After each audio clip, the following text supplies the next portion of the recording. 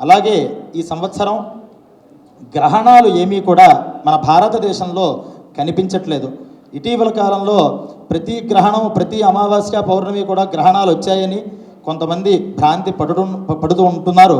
కానీ ఈ సంవత్సరం అంతా కూడా క్రోధినామ సంవత్సరంలో భారతదేశంలో కనిపించేటటువంటి గ్రహణాలు, చంద్రగ్రహణం కానీ సూర్యగ్రహణం కానీ ఏదీ లేదని మనం తెలుసుకోవాలి. అలాగే మేషరాశి వాళ్ళ దగ్గరికి వస్తే రాశి ఫలాన్ని మనం వింటూ ఆదాయం 8, వ్యయం 14, రాజపూజ్యం 4, అవమానం 3. ఈ మేషరాశి అశ్విని నక్షత్రం 1, 2, 3, 4 పాదాలు, భరణి 1, 2, 3, 4 పాదాలు, కృత్తిక 1వ పాదం మేషరాశిని సూచిస్తోంది. ఈ మేషరాశి వాళ్ళకి ఈ సంవత్సరం భాగ్య వ్యయాధిపతి గురుడు ధనస్థానంలో ఉండడం, శని 11వ ఇంట బలంగా ఉండడంతో చక్కటి శుభ ఫలితాలు కనిపిస్తున్నాయి. ఆదాయం కొంత అంతమాత్రంగా ఉన్నా, వ్యయం బాగా ఉన్నా రాణింపు అనేది వాళ్ళకి సాగిస్తోంది.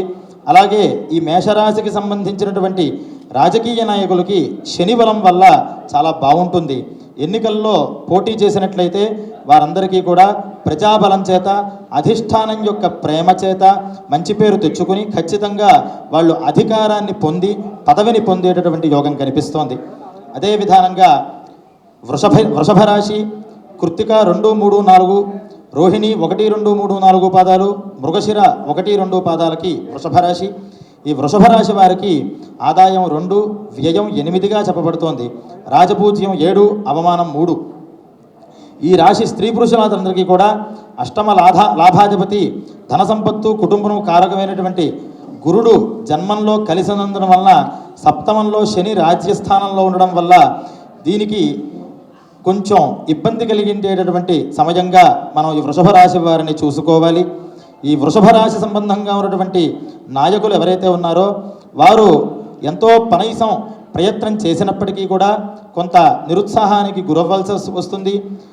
కానీ ఎట్టకేలకి ప్రజాబలం, దైవబలం కనుక వాళ్ళ వెన్నున ఉన్నట్లయితే కనుక వారు కూడా విజయం సాధించే అవకాశం కనిపిస్తోంది.